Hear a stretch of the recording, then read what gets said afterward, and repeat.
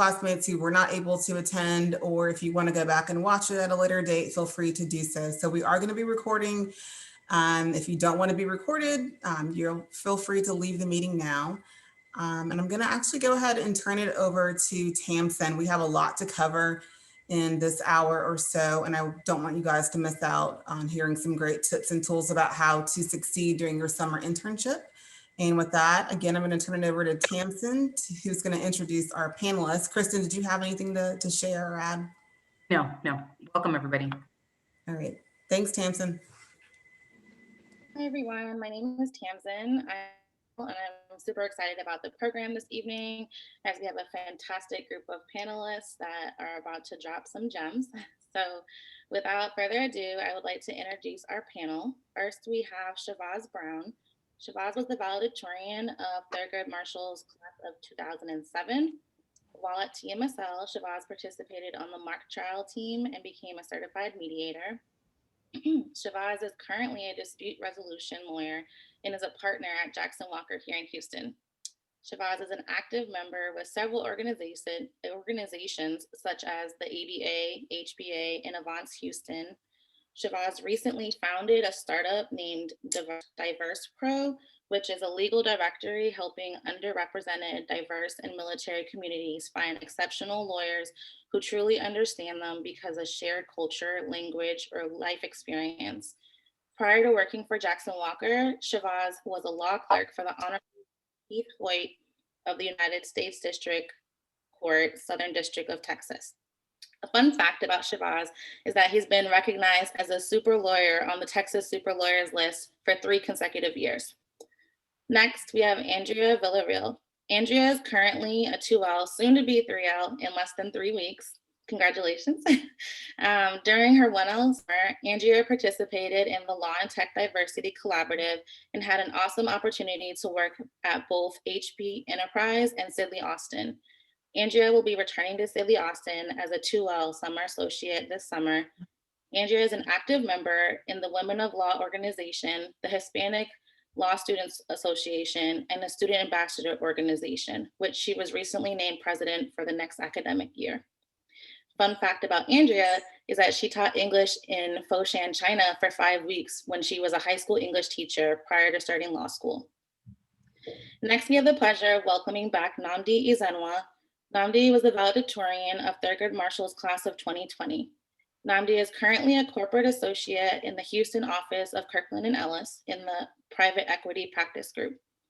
While at TMSL, Nnamdi was a senior editor manager on Law Review, participated in Honor Court and the African Law Student Association.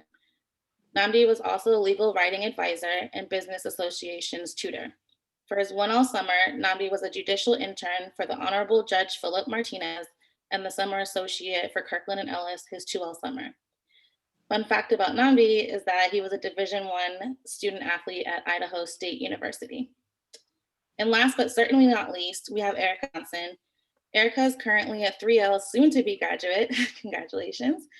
Erica has accepted a pre-commit position at the Harris County District Attorney's Office after she takes the July 2021 bar exam. During her law school career, Erica has interned with the Harris County Attorney's Office, TSU's Office of General Counsel, and the Harris County District Attorney's Office.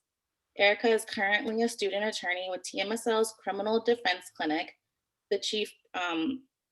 and she's the chief prosecutor of Honor Court, and is an active member of the Student Ambassador Organization, the Black Law Students Association, and the mock trial team. In fact, Erica was recognized as the 2020 All-Star Bracket Challenge Most Outstanding Advocate. Fun fact about Erica was that she was an assistant coach for the South Texas Mock Trial Challenge team as a 3L student. A big welcome to all of our panelists, and with that, we'll turn to Shavaz. Thanks, Tamsin. Appreciate that. And thanks everyone for joining us today and giving us the opportunity to share with you our experience as a means to help enhance your experience over the summertime. And I think, my specific interest in serving on this panel came through Tamsin, where her and I had a virtual coffee. And she was sharing with me her experience. She will be with Norton Rose Fulbright this summer. Is that right, Tamsin? Am I remembering that correctly? Yes.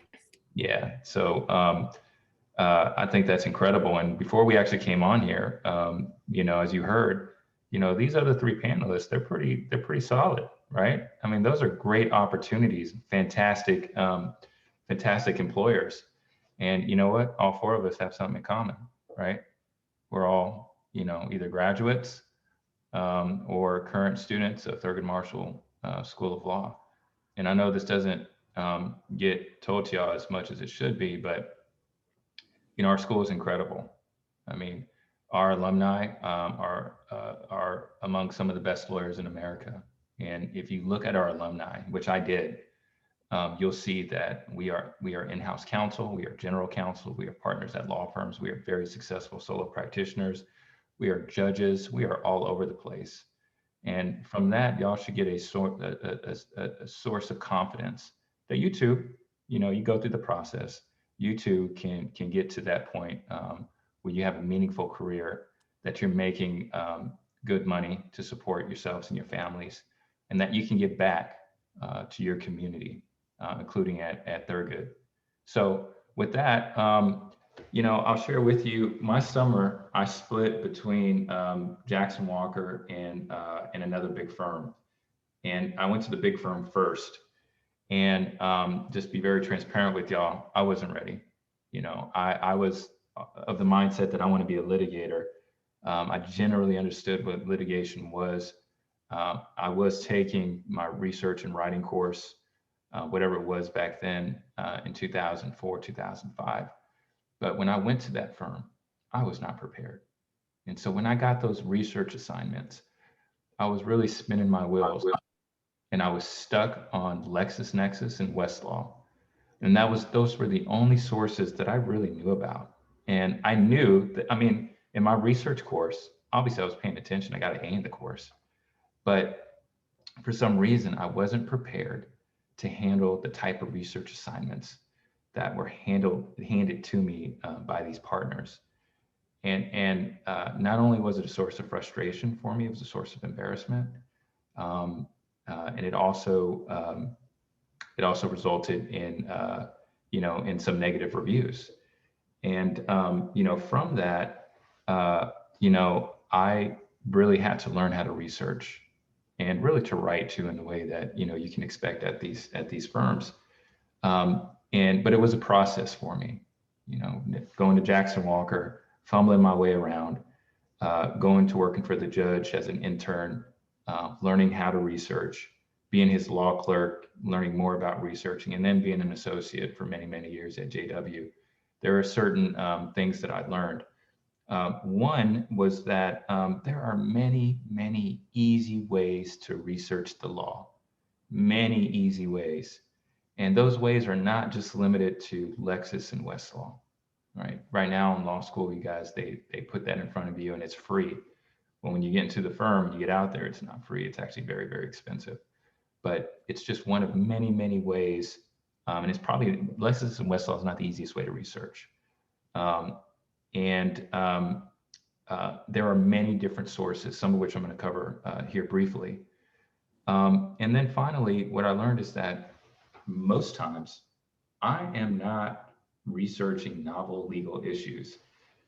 Sure, maybe sometimes, but for the most part, a lot of these issues that I'm seeing are run of the mill or is out there somewhere. Can I get a salad with lettuce? The veggies, cheese, and meat. That'll work. Yeah, that'll work. Sorry about that. Just a reminder for everyone to mute your microphones, please. Sorry, Shabazz.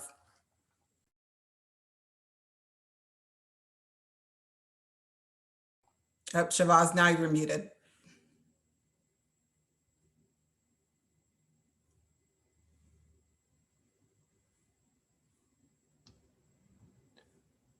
Okay, there we go.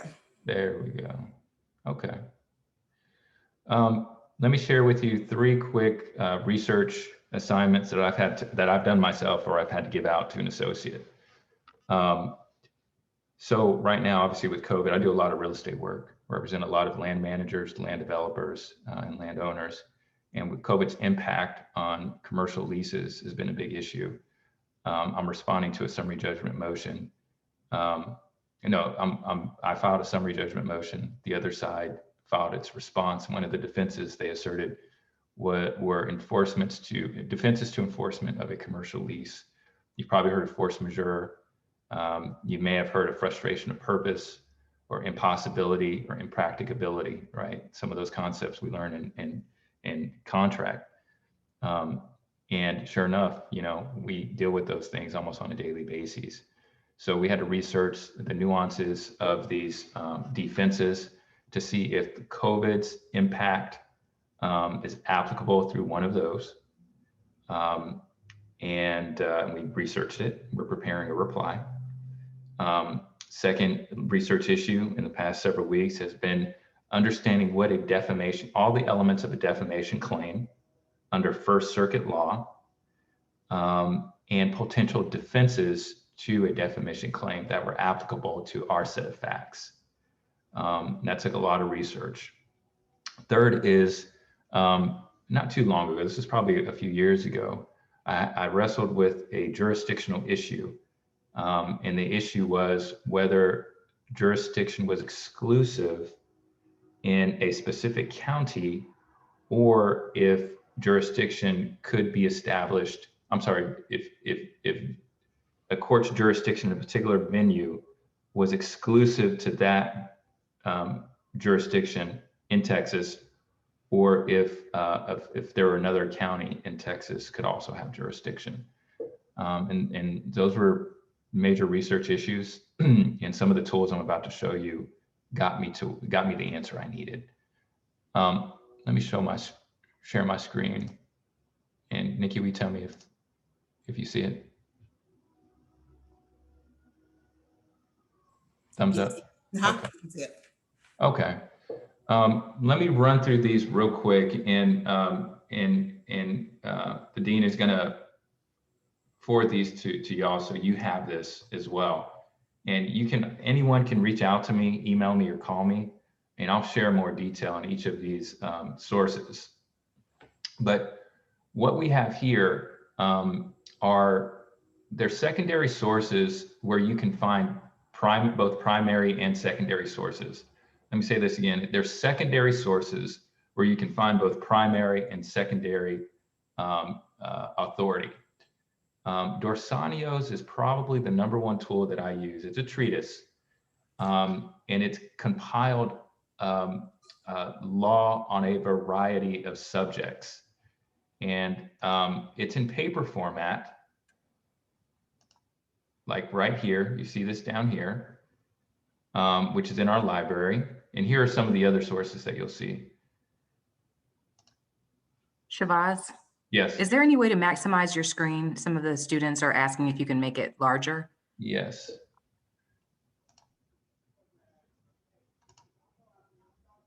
Let me see here. Whoops. Let me go back. It might be okay for the photos, but when you were showing the text, the list, Okay. I think they just needed to be a little bit larger. Yeah. But go on with your presentation. Thank you. There we go.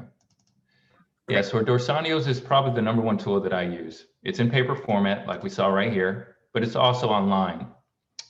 Rarely do I use online, except right now because we're in a pandemic, but I would go to the library and I would pick up this book.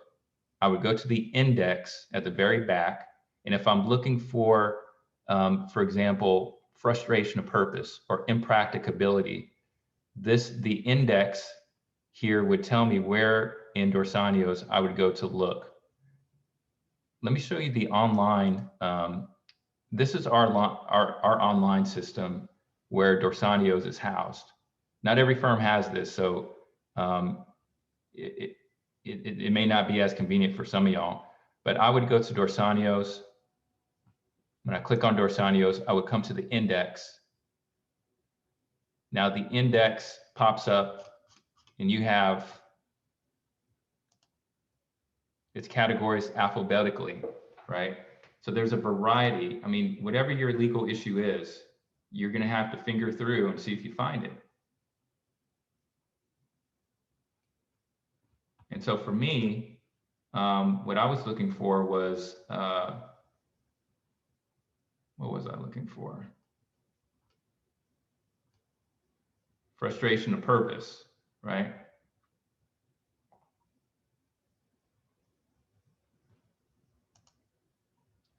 And when I eventually found it, I forget where I found it at. You have to fumble through here and kind of find which one is applicable.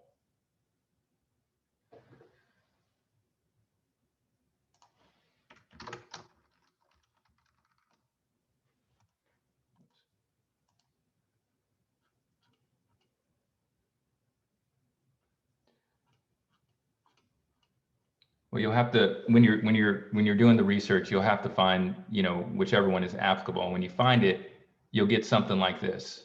Okay. Here's a whole section that this treatise put together on impossibility of performance that talks about that subject, commercial impracticability and frustration of purpose. And it already sets out so much law in here. You know, when these defenses apply, the different elements to it, specific cases that concerned it. And you know what? I didn't even have to go to Lexis. I didn't even have to go to Westlaw. It's right here. I promise you, 8 times out of 10, Dorsanios is a great starting point for you, okay? That's Dorsanios.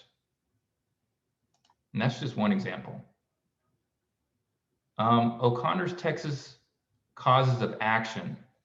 A lot of times, well, let's take the defamation claim, for example. If we were in Texas, that one was governed under First Circuit law. But if we were in Texas, and the partner came to me and said, Shabazz, I want to file a breach of contract case against this party.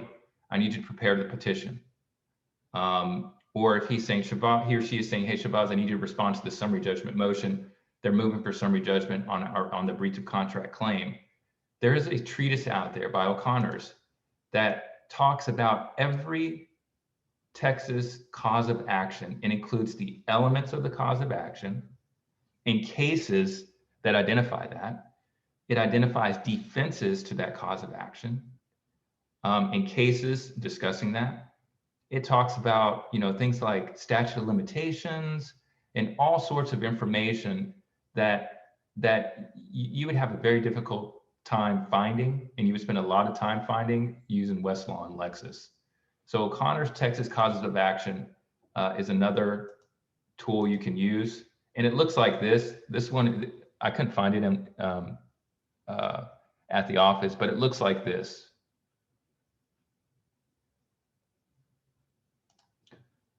And what you just looked at are these two things right here. For litigators, procedure is very, very important. It's very important. Again, rather than going to LexisNexis and Westlaw, I go to these treatises. I go to these books right here. If I'm in Texas, I'm looking under the Texas rules. If I'm in federal court, I'm looking at the federal rules.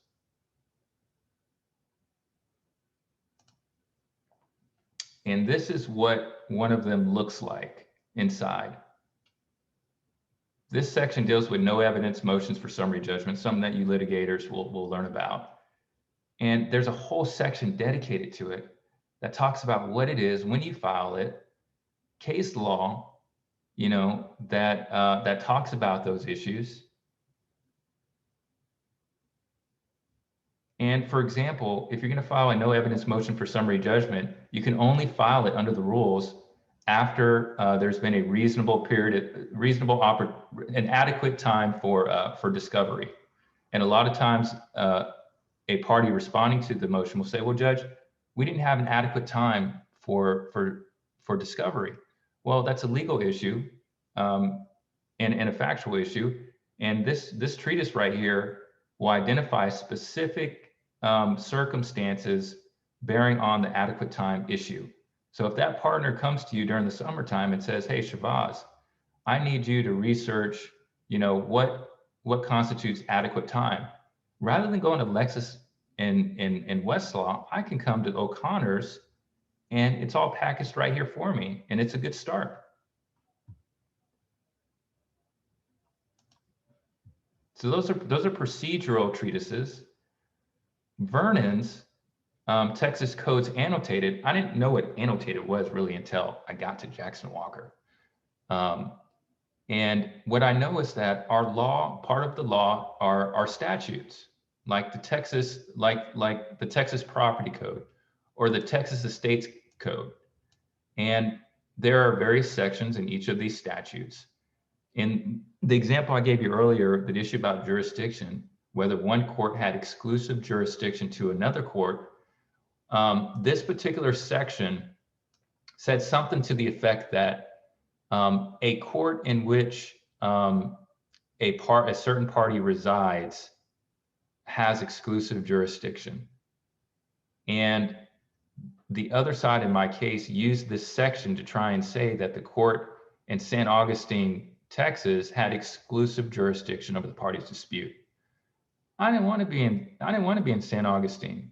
You know, that judge did not like me. I wanted to be down in Galveston. So I had to research whether in fact that they were right. And how I did that, I went to the Vernon's Texas Codes Annotated for the Texas Estate Code. And I looked up this section, and what I find behind it are cases.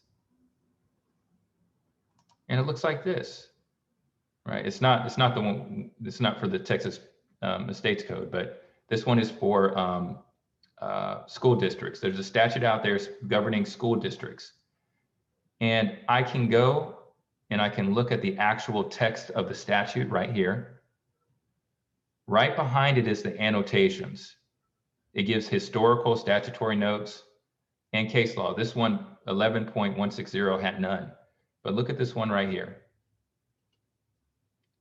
It's talking about frivolous suits. This is the text of a statute. And then right behind it are the annotations. And boom, they very neatly, you know, identify topics that have been litigated under this particular statute, this particular section. And I can say, okay, well, maybe attorney's fees was an issue. And I can read here and look, it has like a case, a blurb of a case. And I'm like, you know what? That's applicable to mine. Let me go to that case and find out more about it. And I haven't gone to Lexis and I haven't gone to Westlaw. So this is another source to research if you're dealing with a statute. I didn't know that when I was, you know, a summer. This next one, Wright and Miller, it is a treatise as well that that gives more information about federal practice procedure.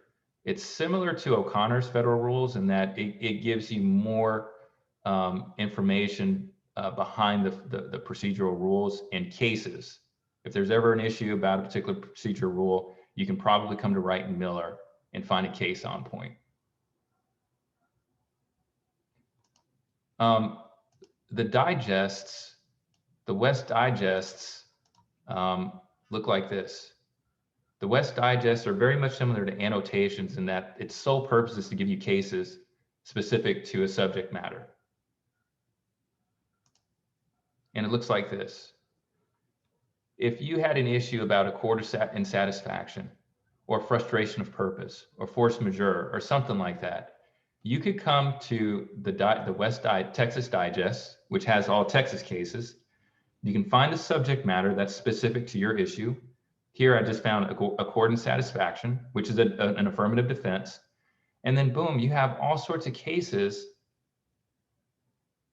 that they blurbs about each case concerning a court in satisfaction.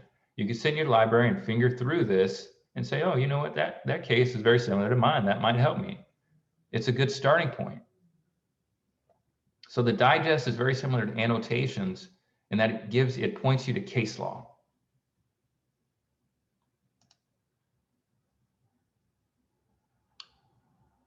American Law Reviews and Amjur and Texture, these are like encyclopedias. American Law Reviews, it's a survey of cases. It's like somebody has spent time collecting cases nationwide about a particular subject.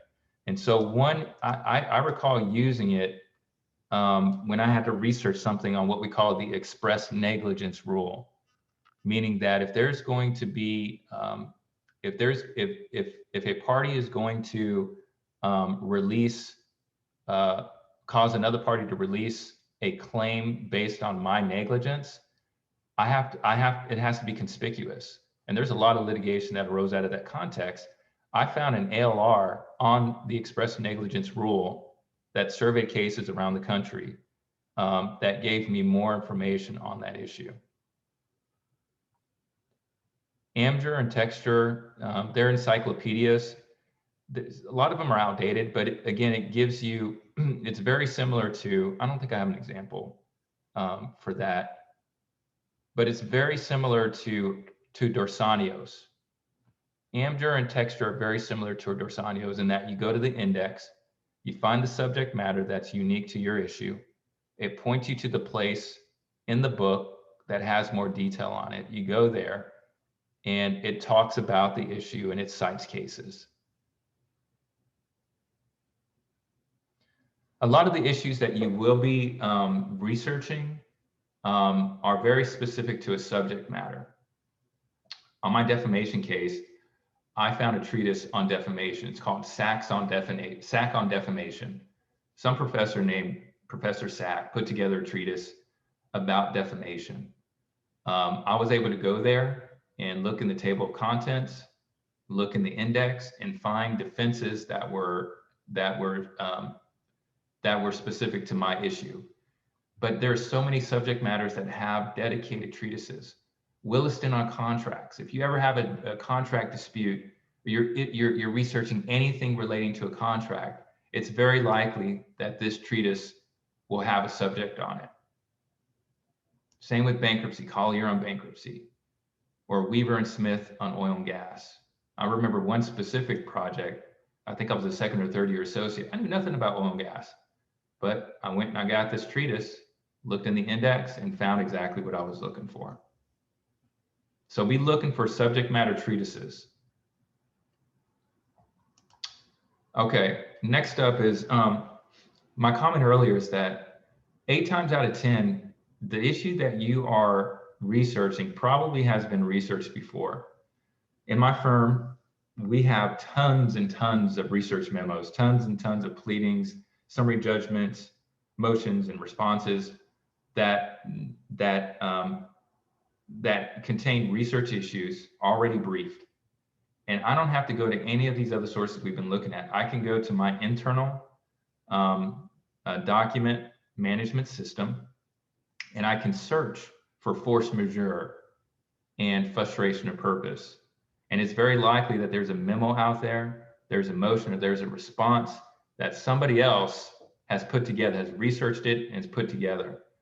And a lot of summer associates don't know that. And I'm like, yo, go look in iManage, which is our document management system.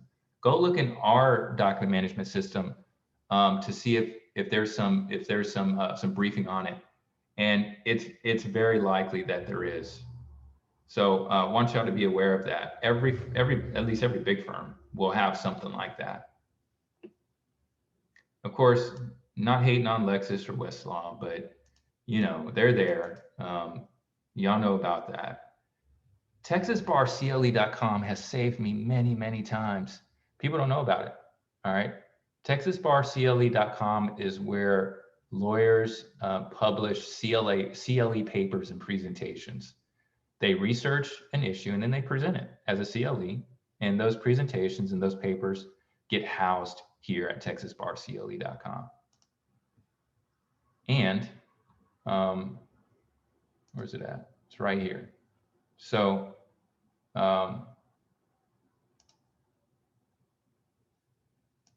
when you come here, boom, looks like this. All right. I go to the online library, and then boom, I come here. I can limit by year, and I can do a search. So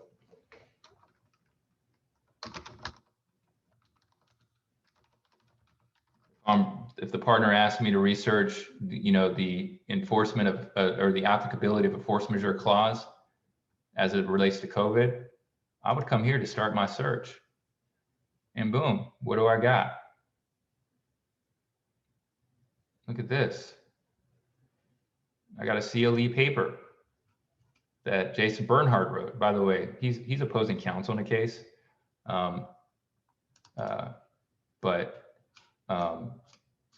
That's okay. He wrote this. He did research on force majeure as it relates to COVID, and boom, he set it out for me. He's giving me the law, and it's a starting point. Is my point. By the way, look, he's citing Williston on contracts. So this is a great starting point for me if I'm ever researching force majeure and COVID's applicability to it. Now, it's a secondary source, but again, there's case law he's citing in here. He's obviously looked at it, and again, it's a starting point. So that's Texas CLE Online. And then I'm not hating on Google either. Google has saved me numerous times. Understand it's Google, but sometimes it can point you in the right direction. So you do have to be crafty sometimes. But anyways, these are some of the research sources that I've used that have helped me. And several years ago, there were students that were going in these firms, and they too didn't really know. And so brought them up to the office. We went to the library. And what I just went through with y'all, I went through with them. We spent a little bit more time, but they reported back that, you know what, these resources really helped them over the summer. And so I wanted y'all to be informed about that. You'll get these lists of resources, and I'm available here for you if you have any questions about any of that. So that's it, Nikki. That's my part.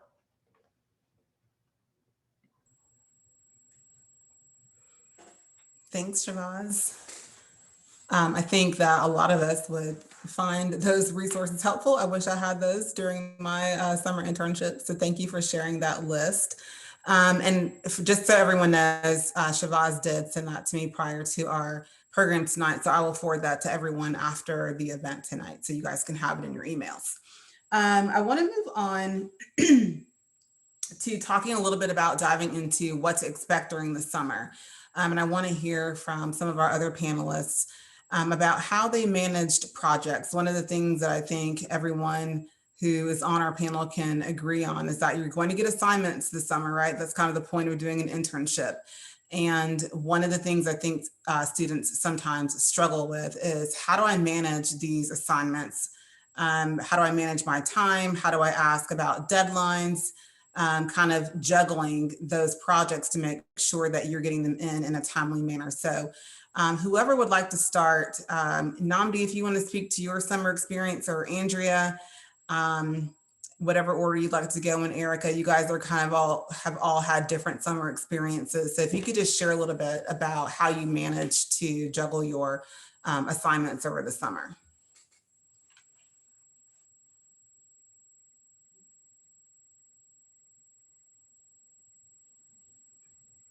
Namdi, I see you talking, but you're muted. Okay, there it is. So yeah, I could speak on my personal experience as an intern, as when I was working with the judge and when I was working as a summer associate. I think one of the main things to do is, as far as timelines, is just to always ask. That should be one of the first questions to ask is, what's the timeline on this, or when do you need this back? So that way it kind of helps you help whoever's assigning you the material, because you might have, like in my personal experience, there might be other deals that I'm working on or other assignments that I have which have competing deadlines, right? So you want to be able to figure out if you can prioritize, and you want to be able to communicate with the other attorneys, like, look, I would love to get this done for you on the deadline that you have, but I also have a deadline that's competing with you. And it's hard as a junior to know which one to prioritize. So you kind of let the the attorney who's above you kind of decide that for you. And I think for the most part, at least in my experience, attorneys will be very flexible with the deadline, especially if the reason why you need a different deadline is that you're working on something else. As a judicial intern, it's a little bit different because you're working with a smaller team, and the pipeline isn't as long as far as where your work product starts and where it's going to go. So that's a little bit different. And the clerks that I work with, I think they did an amazing job of always just letting me know when they would need it back, when it was due, what was expected. But having said all that, I think the best thing you could do is always just ask. Be upfront, ask several questions, ask when it's going to be due, ask clarifying questions. So that way it saves you time on the back end, and it saves you from submitting a subpar work product not because of lack of effort, but just because you didn't know exactly what was required and what was asked. So it's best to, and sometimes I struggle with it as well, but it's best to just ask up front. You know, you might feel like you're pestering, or you might feel like you're being annoying, but you're really not. You're just really trying to gain as much clarity as possible so you can do the best possible job on the assignment. Yeah, awesome, Namdi. So ask up front, make sure you understand the deadlines. I see Erica talking. Let me try to, you're muted. Okay, I'll just keep it unmuted. Okay. Okay, so yeah, I agree with everything that Namdi said. I would for sure, if it's not already in y'all's, regular everyday routine, utilize a calendar, utilize a planner. I write everything on like Post-it notes too, especially because I'm just kind of at home and I don't really use a planner anymore since I'm not moving around a lot, but I have Post-it notes. I'm a visual person, so I need to see everything. So I see for Monday, okay, I know I have this due, and that due. Also, if it's something that I get in an email, I'll automatically just add that to the calendar, like on my phone, so that I can see it, or I get alerts every day. But definitely, you always want to ask, if they don't always give you a deadline, that way you kind of know what time frame you have to work with. And also, if you need to prioritize certain things, and just, you can kind of keep a grasp on everything that you have to do. And it helps.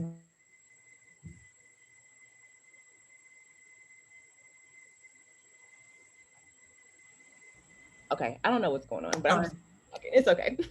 But that also helps you balance, your outside and social life too, when you have everything, together for work, because you might have a lot of stuff due that week and you might not be able to go outside or socialize or whatever. So just, really kind of keeping things organized. Like I said, utilizing a planner, writing things down so you can see it, or keeping it in a place where you can look at every day.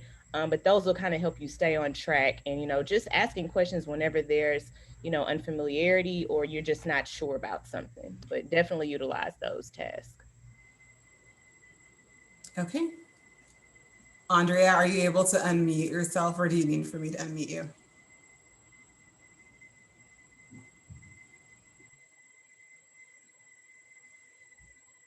Okay. So I definitely agree with what the other two said. One thing that I would do is, after asking them as far as the due date, I would also ask them if it was permissible for me to maybe like draft an outline or get some research notes together and send them, just to ensure that I was on the right track. Because you don't want to go ahead and try to finish something and then submit it, and they're going to say, this is not what I wanted. So I always do that, to where I made some notes and said, hey, this is what I'm finding so far. Is this along the correct track? And then they'll say yes, or they'll be like, hey, focus more on this part. And so then when I got into my, closer to my final copy, I would send them like my draft and saying, this is what I'm working on right now. Is there anything you want me to add? Was there an extension you want me to do? So I was trying to be very flexible based on their needs, but always having it done before the deadline, so that if they needed me to add something or remove, I had that in my calendar and planner to do so. So just be proactive.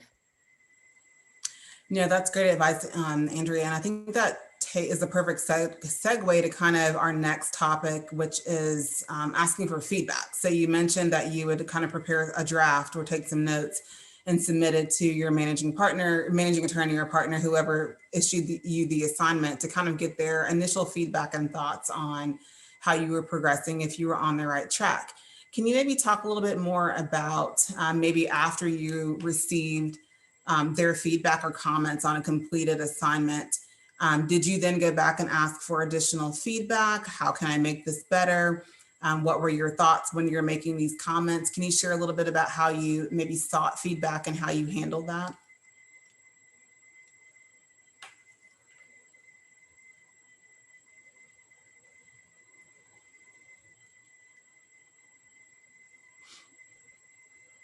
There you go. Can you hear me? Mhm. Okay. So along the same lines, after I would submit an assignment, I would have the supervising attorney that would actually meet with me and actually discuss with me like my work product. So especially with Sidley, in addition to HPE, they would set a time to say, okay, well, thank you for this. We went through it. It's very helpful. They highlighted certain areas where like I was right on point. Certain things are like, as far as, I guess you would say like writing style, because I came from being an English teacher. So there are certain things that I still kind of put into my writing that's not needed in law. And so it was just little minor, I guess, stylistic adjustments that they would offer me. But I would receive it after every assignment as part of, I guess, the training in Sidley's program. So it was beneficial. Okay. I'm happy to unmute. Oh, Erica, you got yours. Okay.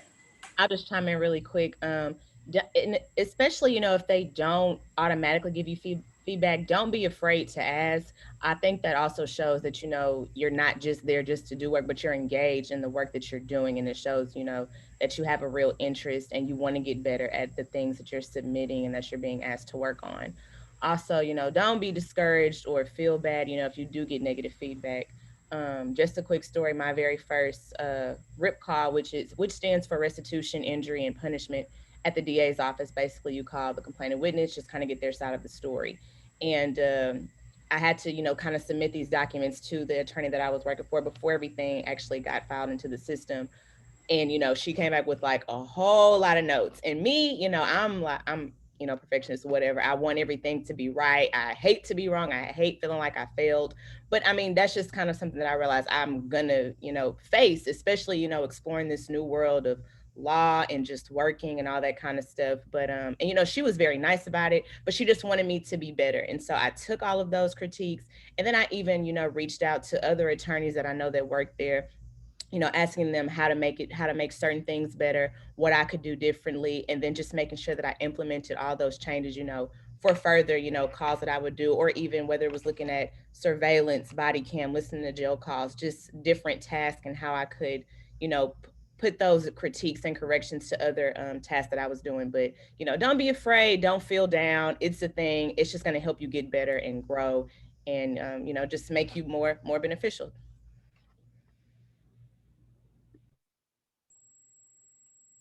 Namdi, do you have anything to Yeah, share? I think also in addition to what all the other panelists said is, I think self-evaluation is extremely key as well, because a lot of times when you're working on certain assignments, especially in the corporate realm, is you're juggling several assignments, and so is everybody else who's assigning you those assignments, right? So it may not be as practical or as feasible for them to give you feedback on everything that you're submitting, because a lot of times you're turning documents and you're turning different assignments very quickly. So one thing that I've learned is that sometimes, yeah, I've gotten feedback sometimes, but usually the feedback comes in the form of, okay, this was great, or in the form of, okay, change this, or can you change this? Or it's like that quick feedback where it's like asking you to make certain updates or certain revisions on whatever it is that you're working on.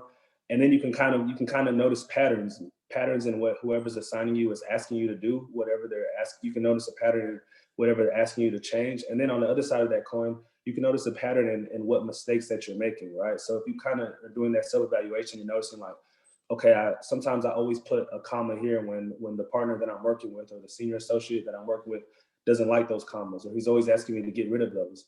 Therefore, now on the next times you're doing this, you're not going to make those same mistakes, and you're going to pay more attention to detail. So I think, again, just asking, a lot of times I think even myself personally is like, you kind of might wait for the feedback, or you might wait for somebody to tell you something, but you have to take initiative. So you have to ask, like, hey, can we schedule a 5-minute call just to ask how I'm doing on this deal, or how I can improve to make things easier for the whole team. But if you don't ask that, then no one's necessarily going to go tell you and ask you if you want to have a 5-minute call. So to circle everything and loop everything together is you really just want to be able to self-evaluate. You really want to be able to like self-improve and pay attention to what the whoever you're working with is asking you to revise or asking you to change, and then take note of that, so that way you're not making the same mistakes on different deals, and that you can carry that experience over to the next assignments that you're working on.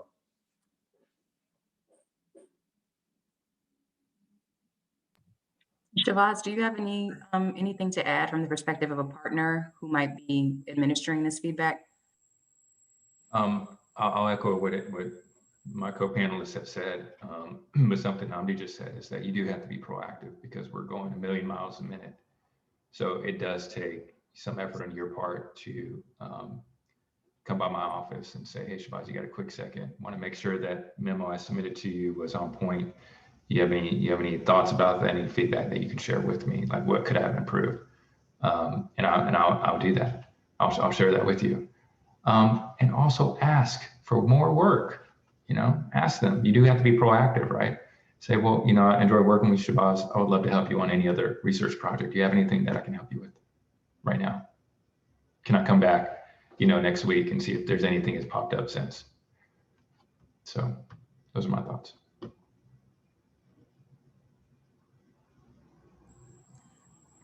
One of the things. Go ahead, Nikki. I'm sorry. I wanted to just touch or kind of have Namdi or Shavaz or whoever else would like to kind of expound on something that Namdi, excuse me, said earlier, and that is kind of tailoring your work product to whoever is issuing the assignment, right? Because judges want things written differently. One judge may ask you to do it one way, and then you're interning for another judge and they want it done completely different. You may receive an assignment from one partner who, as Namdi shared, wants it drafted a certain way, wants commas in a certain position, and you think that you can carry those same things over to another partner who issues you an assignment. They may want it completely different. So can you guys maybe share a little bit about how you, one, recognize the patterns and then made it a point to pivot accordingly? I'll let you take this, but let me, there was a question real quick, Nikki, in the comments about Okay, sure. the feedback, how it looks via Zoom, like during this time. I don't think it's too much different. It's an email or a phone call, with the request, if you want one, to have a Zoom meeting for feedback. That's what you have to be doing nowadays. So yeah, that's okay to do it like that. All right, Namdi. Yeah, so in my experience, I've noticed that although the differences are much more subtle than I anticipated. So from partner to partner, they're kind of, in my personal experience, as far as the deals that I've worked on thus far, is they're pretty similar. They're pretty consistent. So if there's a different change that I was asked to make that I hadn't been asked to make on a different deal before, for one, I'll ask like, so I'll ask why I'm having to make this, not necessarily because I don't want to, but just because I'm just trying to understand the logic behind whatever it is that I'm asked to do. So I think it's more so you just have to just make the adjustment.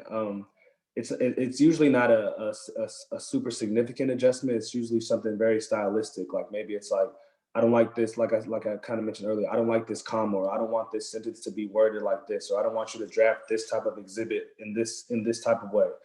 But for the most part, it's the same exhibits, it's the same type of paperwork and same type of documents that we're working on from deal to deal.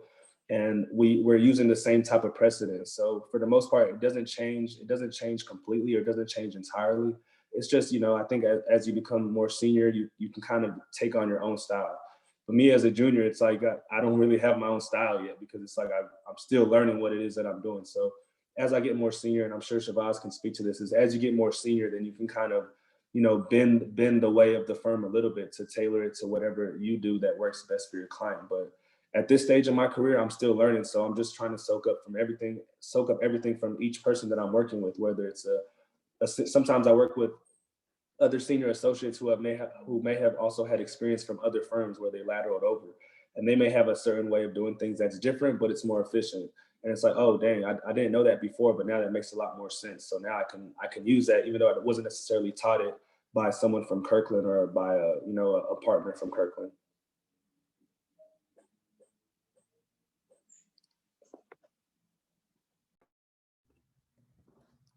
I would agree with what they both had said. In my situation and experience, it just depended on what was the purpose of that particular project. So looking at what's the goal in mind, we want a memo to send to a client. Are we going to be using this in a presentation to somebody else?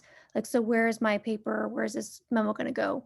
And then the partner will tell you, okay, well, we're doing a presentation with Facebook, so I need some bullet points, or we are going to draft this for review for the opposing counsel. Like, so make sure that it's 2 to 3 pages, or so they'll give you the parameters as far as when you ask for like the scope and what you're really assigned to do. So just like they said, ask questions and don't be scared to communicate with them if you have any doubts or not sure of what exactly they're looking for.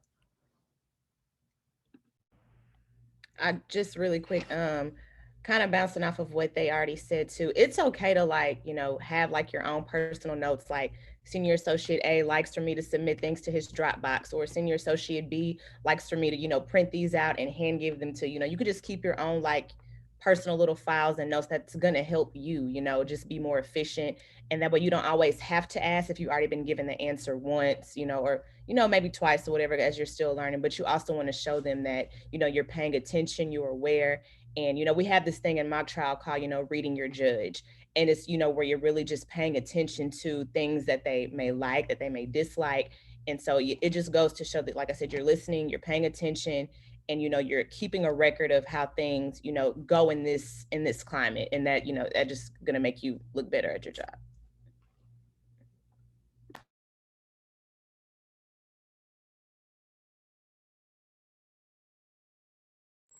Kristen, did you have something to add? I was just gonna actually ask about keeping notes on, you know, who you're working with. So Erica kind of touched on that. I think it's really, really important. A great tip, you know, make sure you know how certain people like things to be done, and be mindful of that. Yep. So the last topic I want to touch on, because I think it's so prominent right now and in this time and space that we find ourselves in, likely still possibly being remote during this summer. I know it's going to vary from employer to employer, but for those of you who had to spend any time during your summers virtually, can you talk about some ways in which maybe you connected with other interns or summer associates, and how you connected with people within the organization with whom you were working? Did you set up Zoom coffee meetings? Did you set up Zoom lunches? Was it a phone call? Did you go into the office if it was permitted to kind of get some one-on-one FaceTime? I'm just going to open it up for any of the panelists who want to share any tips or how they navigated that space. Because I know for some students that can feel a little bit awkward. How am I going to navigate this space this summer if I'm not there in person?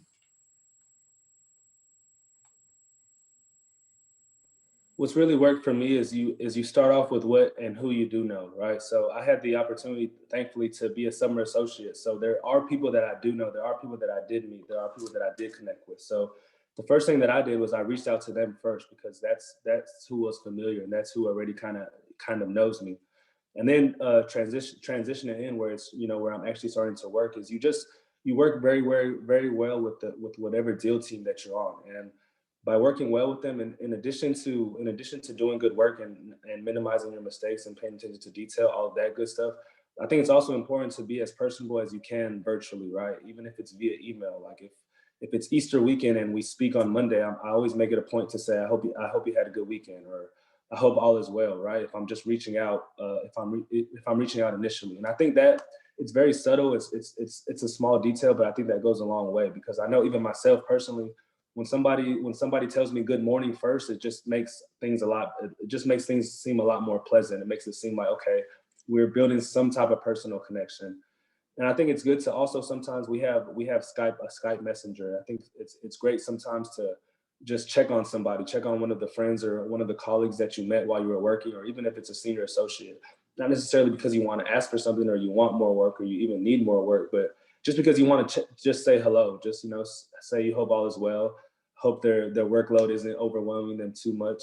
And then as I've done that, I noticed that it comes back to me as well, where people will come check on me. People ask me if I need more work, or people ask me if there's anything I need, really. So, and then it just expands from there, because then whatever deal team they're working with, they might drop your name, and next thing you know, other people know you, and they have a good perspective of you just by you, I guess, being kind and being personal and taking initiative to reach out to somebody. So I think even though we're in a virtual world, it's not as different as we think it is, right? Because even when I was a summer associate, you're not necessarily going to other people's office as much as you would imagine, right? It's very brief, or it's a phone call because their office is on a different floor, and it just makes more sense to pick up the phone.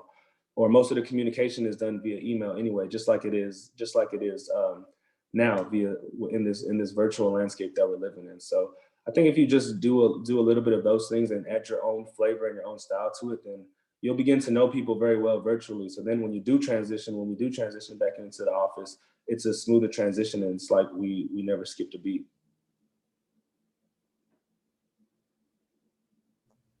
Yeah, I'll agree with that. Since my internship last summer was fully remote, I was supposed to be in California, in San Jose and Palo Alto, but I did the whole summer here in Texas. Once again, Sidley is doing the same thing, being remote. So I'll once again be in Texas instead of California for the summer. But I found it to be really helpful with having a mentor and forming that relationship. And then through his and her help from HPE and Sidley, they're able to kind of maybe open those doors for you or get those introductions to people that you are interested in meeting. I went as well and looked at the partners for the different practice areas that I had interest in. And I reached out to them by myself and said, hey, I'm really interested in your practice area. I would like to meet with you at some time during this 4-week period. Let me know what works for you, coffee, we could grab a lunch, virtual lunch. And they were really receptive to that and excited that I took the initiative to reach out to them and that I wasn't like intimidated because they were a partner, because they're just people too. And then you end up just having the conversations and it's like you find out things that you like, that they like too. And so then they, of course, oh, I have this job. Would you like to, work on this with my team? And so you start getting different roles and activities. And so by the end of the summer, you get to know a lot of people and then they've all got to see your work ethic and see how they can, I guess, relate to you and how you're fun and not just work, because it's just hard to be virtual and like diversify life and work balance. But it's just coming out of your comfort zone. It was awkward at first for sure, but you just have to dive in because it's what you want to do. If you really want to be there, you want to make those connections. I can definitely attest to what Ms. Villarreal was just saying. You don't want to limit yourself as well. And by that, I mean, you want to reach out to any and everybody that you can, especially, just going into this field, you're still kind of learning, what you want to do and things like that. And, just a quick story, while I was at the DA's office over the summer, I interned in the 208th District Court. So I met, the several prosecutors that were in that court, the chief. I worked with several different people. In the fall, I also interned, but I was interning with the grand jury division. And so I got to know people there. And what helped me get into grand jury is working with a lot of different people while I was in the 208th as well. And just all of those different connections and people that I was working for, I'm sure that helped me also secure this pre-commit position. And just in that interview, I had a chief from like each of the major divisions, but although it was a little intimidating, but also at the same time, several of those people had either heard my name or, knew about me or heard feedback from, other people that I worked with, because I didn't just limit myself or I didn't particularly work in one area.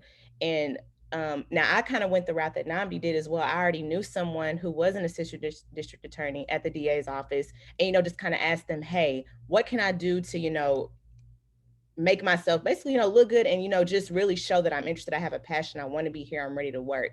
But for those of you who just may not have a connection at all or may not know anybody, reach out to your friends, reach out to your professors. That's what Miss Nikki and Miss Kristen are here for as well. There might be an alum from 2, 3, 4, 5, 10 years ago that might be there that they can reach out to you for, giving you their contact information so you can reach out, send an email, whatever it may be. There is always something or someone out there to help you get to where you need to be. And that's the thing that I love about Thurgood, is that everybody is willing to help one another. You just have to ask and let it be known. Everybody knows that closed mouths don't get fed, and you can't just sit there waiting for something to drop into your lap. Y'all have to do the work.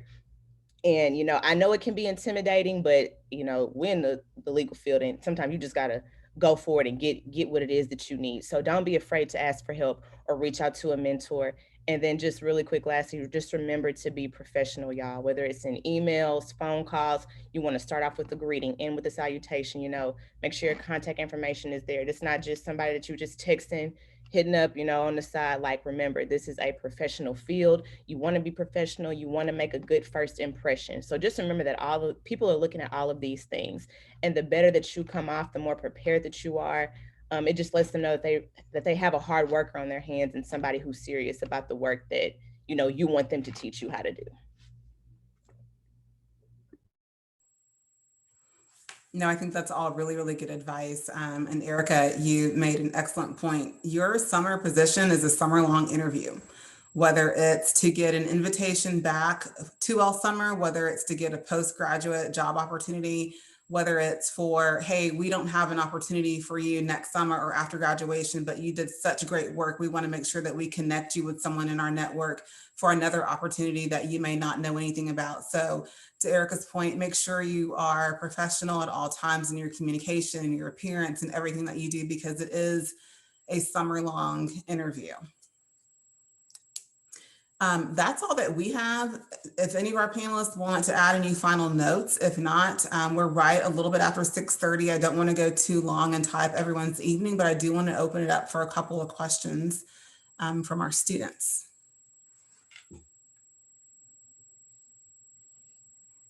And you guys can just unmute yourselves and ask your questions. I have a question for Mr. Chavez.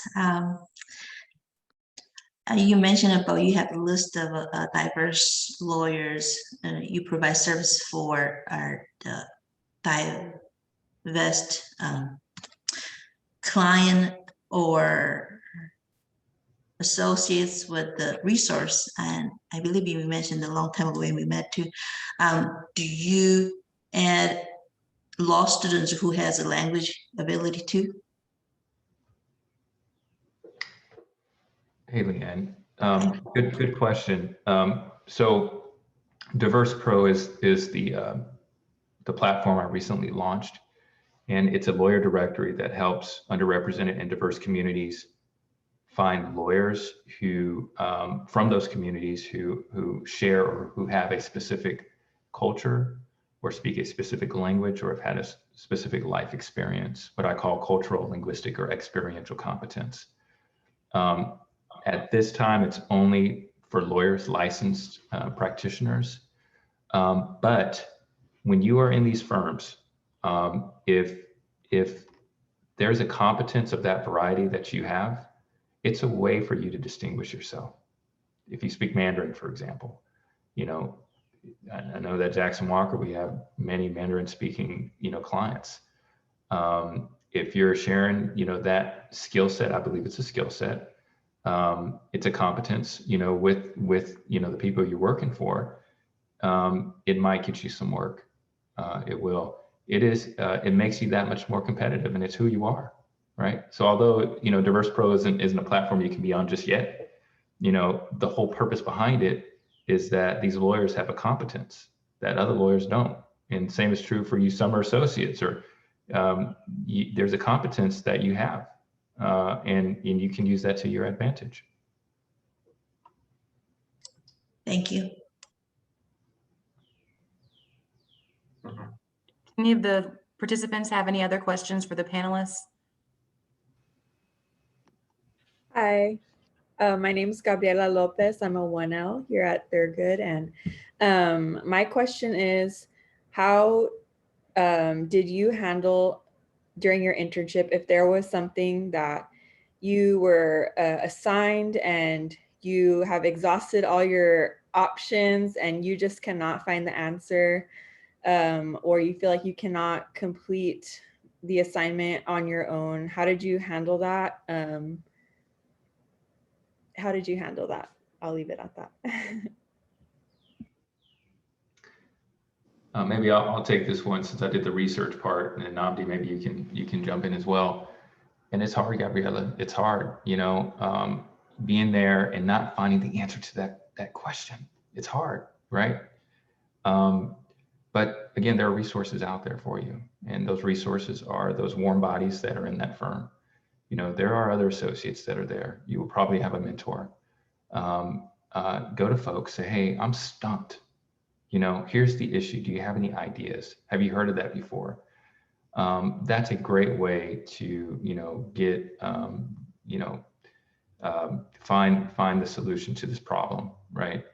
And don't be afraid to do that. I think a lot of summer associates, they lock themselves in that room and they try and figure it out themselves because they don't want to feel like they just don't know stuff. But go ask somebody.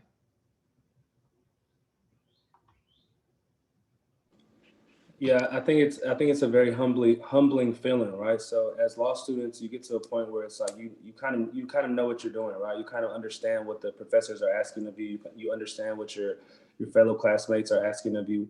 But when you get into practice, there's going to be more times than not where you don't understand what's going on, or you don't understand what's being asked of you. So what I always do is I dive into it first. Like I give it a good effort to try to figure it out on my own.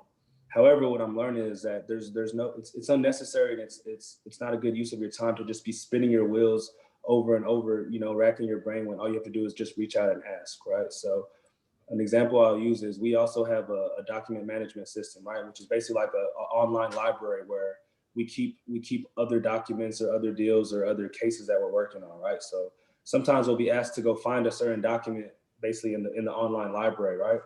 Sometimes you can spend hours and hours and hours doing all types of different searches, trying to find whatever it is that you're looking for, just to realize that it's not there, that the attorney who assigned it to you had it saved locally to their own hard drive the whole time. So I think it's always good to just give it your best shot first, right? But as you practice more, and me as I'm learning, is that you'll be able to gauge it, right? You'll be able to gauge, like, okay, how long should I spend looking for something? How long should I spend trying to figure something out before I ask and get a little bit of guidance, right? Because how long do I want to be spinning my wheels? Do I want to be spinning my wheels at all?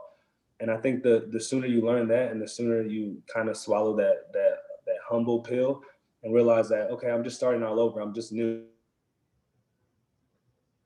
Like nothing's going to be perfect when you're just starting, right? But eventually, just like when you're in law school, eventually, or like when you do anything else, eventually you'll get better and you won't be spinning your wheels on certain, maybe trivial things like you are when you first started.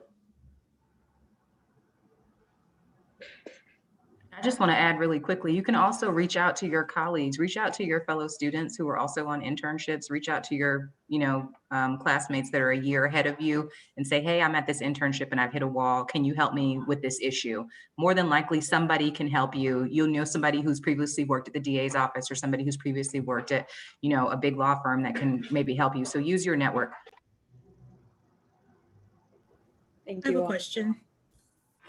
My name is Tanya. I'm Tanya Coleman. I'm a 1L at TMSL class 2023. How did you guys deal with the nerves? Because that's the biggest thing, is I'm very nervous to get started. How did y'all deal with that? I give myself pep talks. That's just, in all honesty, like, I know I worked hard to be here. I know I'm venturing into new, areas, and because I get nervous a lot too. I get nervous with mock trial. I get nervous in the clinic. I get nervous, just because I want to make sure I don't mess up. But that's kind of what I was touching on earlier, because I know this is a new area, new field. I'm probably going to mess up, but you learn best when you mess up, because you know what to do better for next time. And so I tell myself that, every now and then, just so I can calm myself down and realize it's okay if you mess up. That's why there are people to help you. And, it probably be wrong if you did mess up and, you just thought everything was right all the time, but it's okay. Just, you take a deep breath every day. You just kind of give yourself a pep talk, pray, meditate, but, you just remember that you are here for a reason. Somebody gave you this opportunity, because they saw something in you. So if you remember all the positives and everything that, allowed you to be here, it'll kind of be a push. And, the nerves will kind of start to go away, and you'll know and remember that, okay, hey, I have a job to do. I'm going to do it. And I know I want to be here. So just remember the good things, the positive things, and that'll, kind of push you right along. Yeah, I second that, Erica. Definitely. When I was with the firm with Sidley in Palo Alto, the other summer associates were from Harvard and Stanford and Berkeley. And they're like, oh, where's Thurgood? And I'm like, telling them where I'm from. And then, of course, at the end of the summer, I get all this praise because apparently I ran circles around all the other summer associates. I completed more assignments and I did it in a better amount of time. And they were just so impressed with my work. And just, that's all the partners could talk about. But you have to remember, you're there for a reason. You got picked and you have to just go all the way, go full force. Like, you're there for a reason. You deserve to be there regardless. Like, you are going to prove that you're the best that you can be. Yeah, Tonya, take comfort in the fact that many a Thurgood Marshall student before you have gone on to Kirkland, gone on to, Sidley, Harris County, Jackson Walker, United States District Court, Southern District of Texas type stuff, and that have done some incredible things. The lady who heads up all of Shell Oil Company's litigation in the world is a Thurgood Marshall alumnus, Kim Phillips, right? The CEO of Total Gas and Power here in Houston is Fundi Mwamba, a Thurgood Marshall alumnus. There are so many. Ed Diggs heads up all construction litigation in the world for Bechtel Corporation, is from Thurgood Marshall School of Law. You have 3 sitting federal judges, right? Take great comfort in knowing that you are of high quality and you deserve to be there just like anyone else. I agree. I think you gotta realize that being nervous means that you're on the right path, right? Especially in the type of situation that you're talking about, right? Like if you're nervous because you're in your first legal opportunity, then that's a good thing to be nervous about, right? It's because you're doing something that you want to do that you kind of have a little bit of fear, right? What I've learned and what I've been told, what I've been taught is that, when you're going after something, it's not going to always feel pleasant. It's going to feel nerve-wracking at first, right? Like, full disclosure, me, I've been working for 6 months, right? Sometimes I feel like, man, like when am I going to actually learn what's going on around here? But then there's times where it's like, man, you find joy in little things, right? Like sometimes I'm like, man, I pieced that email together so well. Like I sound like a lawyer when I did that, right? So I think it's just finding joy in like those little wins that you have, right? And then sooner or later, you're going to build momentum off those little wins, right? Where it's like, you know what? I woke up and I'm not nervous today, or I answered this question and I answered it with complete legal type of technical language, right? And then as you do that more and more, you start to get really better. You start to get better at it. Next thing you know, you're doing it often. Next thing you know, that's just how you speak when you're at work, right? So I think you just got to embrace the fact that one day you're not going to be as nervous, right? One day you're going to be nervous about something that's way bigger than what you're even thinking about right now. But for now, it's like, okay, I'm nervous. I'll embrace the nerves, but I'm sure everybody else in my position, if they were me, would be nervous as well. So, but you'll be just fine. So I wish you and everybody else in this panel the best of luck. Thank you. I needed that. I have another question. So I hear, well, first of all, good evening. My name is Lorena Lutu. I am a 1L at Thurgood. So I hear a lot of people talk about office politics. So the question I have is, for those of you who've worked in, for a clerk for a judge, worked in big law, in-house, or whatever different positions you've worked in, what are some noteworthy differences you found in these different, areas or places you've worked, departments and companies you work for, and how did you navigate them? So I haven't noticed too much of the politics, and really that's something that you can't necessarily control, right? That's an environment that you're stepping into that type of environment may have been cultivated way beyond you being there, right? It'll be there way longer than you were there. So I think it's more so about different cultures than it is politics. I don't know much about the politics, but I do know about the different cultures, right? And that's just something that you just assimilate with as you go in, right? And I think if you go in thinking that, okay, not everybody's against me, I just want to do the best work I can and let everything else take care of itself because that's all I can control, right? Then the politics, the culture will take care of itself. If it's a good fit for you, you'll thrive. If it's not a good fit for you, then there'll be somewhere else that's a perfect fit for you because you've worked in an environment that wasn't a good fit. So now you have great skills that you can transfer over, and that'll shine even brighter when you're in a space that is actually for you. So I think try not to worry about politics so much, right? Like there might be something that happened, and it might be a coincidence, it might be politics, it might be a plethora of things, but most of the time you won't know what the reason is, right? So you can just try to control what you can control, which is your effort, your work, how you communicate with others. And then as long as you do that, then everything else will take care of itself because that's all you can control. Thank you. Yeah, I'll add on to that at one point you were a freshman in college, right? You were able to learn the ropes and you were able to succeed. In the firm, whether it's the courthouse, whether it's an in-house legal department, in any setting, professional setting that you go into, there is going to be those politics and those, I think social challenges. But you are well equipped to manage those. Putting your best foot forward. I agree with Nandi on that. Is what you should be primarily focused on. Thank you.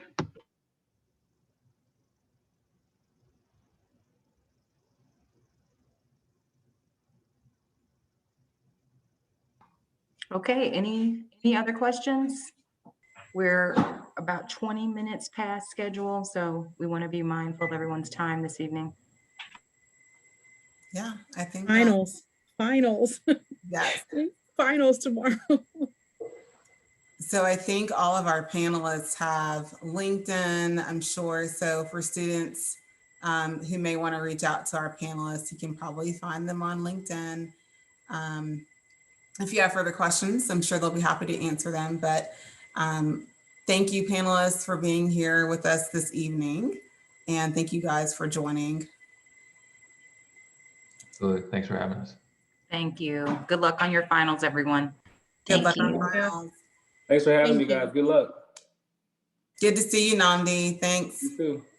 See you. Bye. Thank you. Bye. Bye, Kristen. I'll see you mañana.